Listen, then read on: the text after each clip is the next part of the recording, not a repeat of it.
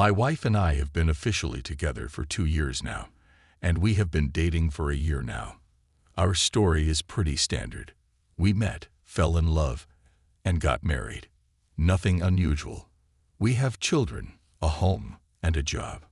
I fell in love with her because of her warmth and tenderness. Back then, I wasn't too fixated on female fidelity or commitment. I was young and carefree. Interesting fact. My wife is 9 years older than me. I'm 22 and she's 31. But the difference in her age never really showed up in our daily lives, and frankly, it wasn't necessary. There's something playful about her that makes her look like a girl at heart, and I've always found that charming. But, as they say, all good things come to an end. This fateful moment happened on April 29th, when I revealed her little secret. We were both at work that day. Though we work in different cities, they're pretty close. Suddenly, my phone rings, and I notice it's an unknown number. I answer, and a guy's voice comes through, saying, "Your wife's been flirting with me." At first, I didn't react. I thought it was some sort of prank. So I asked, "Who? Where'd you get this info?" He replied, "Don't panic and keep it to yourself," then insisted I should meet him today, so he could explain everything. My blood boiled with rage. A fiery anger surged within me. I wanted to confront this jerk right away and couldn't believe what I was hearing. Could my family really be involved in something like this? The seconds ticked away, and I was counting down the moments until I could confront him. I smoked a pack of cigarettes, dropped everything, packed up, and headed to the location he mentioned, my hands shaking uncontrollably. I arrived at the park shop, but he wasn't there. I lit a cigarette and waited. Time dragged on, and still no sign of him. After 40 minutes, I decided to call him myself. I was done with this madness. When I dialed, he must have recognized my number, because he answered right away, saying, "Hey, I'm a bit tied up at work. Are you there yet?" I replied, "Yeah, can you hurry it up?" He shot back, "Just wait another 30 minutes. Chill." My impatience was tearing me apart. Another 40 minutes passed. I still had no clue who he was, but I noticed some figures approaching. The guy turned out to be a bit rough around the edges, dressed plainly, and looked about my age. But I didn't care about that at the moment. I just wanted answers. When he walked up, he quietly asked, "Are you him?" I was ready to knock him down. My frustration was at its peak. I fired off questions in a fit of rage, nearly pushing him around. I felt like I was about to explode. He showed me everything. Text messages from my wife that left me reeling. One message read, "I want you. This is the edge." My mind raced, and I thought, I'll make her pay for this. He tried to calm me down, but that only fueled my anger. All I could think about was getting back at her. He kept saying, "Don't be a fool. It's not worth it. Just run away from her." I didn't hear a word. I was consumed by jealousy and fury. Then I noticed he was about to leave. I stopped him, realizing he had a reason for coming clean. In my fury, I started demanding details from him, saying, "Tell me about your meetings and what she said, word for word, so I can really lose it." His response was frustratingly simple. "Flirted." That wasn't enough for me. I pressed on. "Did she mention me? What did you guys talk about? Where did you go? How exactly did the flirting go down?" He replied, "Apparently, she didn't say a word about you." And again, when I asked my other questions, it was the same. Flirting. He mentioned the texts I'd seen and added, "My advice: just leave her. The important thing is you know the truth about her. What you say doesn't matter now." I shot back, "Don't lecture me. I can handle this myself." I fired off questions for another 15 minutes, consumed by jealousy. Then he asked, "Why did you tell me everything? Why did you expose her? What's your angle? You don't even know me." He explained, "I don't need to know someone to share the truth. I've been in your shoes before, and that's why I'm telling you. I can't stand women like that."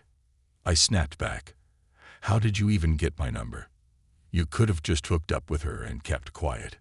To my surprise, this guy turned out to be decent. He said, I told you, I can't stand people like that.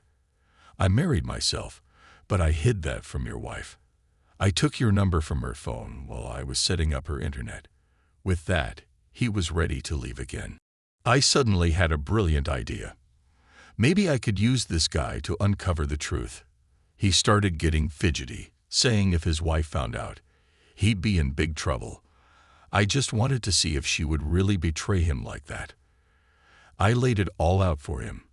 If she consented to anything, that's all that mattered. I needed him to keep the relationship going and tell me everything. I offered to text him the questions he should ask her. At first, he hesitated, worried about his own wife. I pushed. I'll pay you if I have to. Just help me out. This opportunity is too good to pass up. Eventually, he reluctantly agreed. We swapped contact info, and I told him to start flirting with her right away. We'd keep each other in the loop. After we parted ways, I headed home, my mind racing about how to act around her. I was on edge, my nerves frayed. I got home, and wouldn't you know it, she hadn't returned yet. I started drinking and waiting, pacing the room like a caged animal. Then, finally, she showed up. You can guess what I was itching to do right there on the doorstep, but I managed to keep my cool. I couldn't interact with her as I usually would. The main thing was to maintain control. I didn't ask her anything. I just went straight to bed, pretending to be exhausted. Later, when I woke up, I went to the bathroom to call the guy and set the plan in motion. But he didn't pick up. Fortunately, he returned my call about an hour later. I told him to send her a message that read, "Do you love your husband? Do you want me?" I instructed him to wait until the next morning and to let me know her reply as soon as he got it. I can't recall how I fell asleep that night, drunk, lying next to her, feeling utterly miserable. I was so sick of it all. I kept stepping outside for smoke breaks, pacing the night away. When morning came, I pretended to be asleep until she left, but I hadn't actually slept a wink. She didn't seem to notice. She snored through the night, blissfully applying her makeup and getting ready. I checked my phone and found a message that said, "She said she loves you and doesn't want me. We need to end this." And she didn't mean it. I'm out of it now. You figure it out. My heart felt like a lead weight, but I wanted to confront everything. There was no escaping the anger. That fool was gone, so I called him. No answer.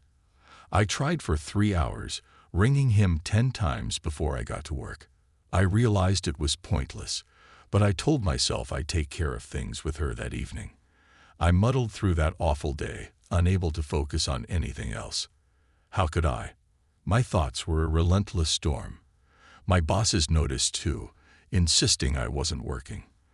I thought to myself, how am I supposed to work like this?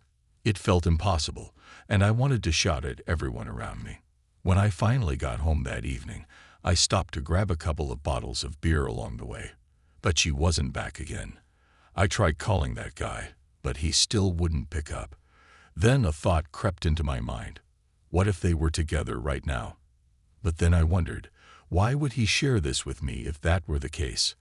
I wasn't naive, but the whole situation felt absurd. What was his angle? He has a wife. If he hadn't cheated, why refuse to help me? Or maybe he just didn't care about her.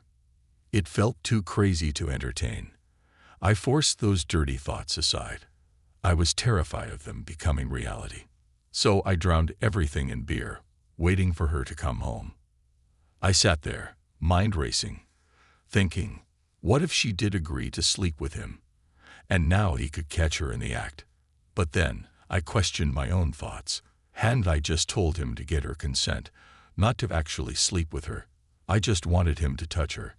My anger surged as the reality of it all sunk in. When she finally came home, I stupidly greeted her with, "Hey, how's it going?" She replied, "I'm okay, honey." I couldn't hold it in any longer and blurted out, "I know everything. I know about your flirting with someone else." There was a pause, and she tried to find an excuse, saying, "Don't think the worst of me," and started making up a story, insisting that she hadn't said anything like that to him. She said I was just gullible to believe him. It really struck a chord with me. I went outside for a smoke to cool off. When I returned, she was crying, frantically mumbling more excuses. I told her, "Stop. There's no point in trying to justify yourself. It's useless. He showed me all your messages. He turned you in." For the next half hour, she tried to justify herself like a fool. Then, with tears streaming down her face, she pleaded, "Forgive me, darling. I don't want him." I shot back, "So you did tell him about us, didn't you?" She went silent, leaving her without anything to say. I stepped outside again, needing a breather. When I came back an hour later, she was still sobbing, begging for forgiveness, swearing on everything that she wouldn't do it again. I called her names in frustration and turned away, but she fell to her knees, wrapping her arms around my leg, crying, "Please understand, nothing happened. I'm a fool. I'm so sorry. It's been 10 days, and I can't bring myself to forgive her. It's always in my head, the messages, the betrayal. She's scared I'll cheat as some kind of revenge, but that's not what I want. It's like she's turned into Cinderella, suddenly submissive, bringing me coffee in bed, acting all fragile. I keep pushing her away, but I know it can't stay like this forever. I need to decide if I can forgive her or not."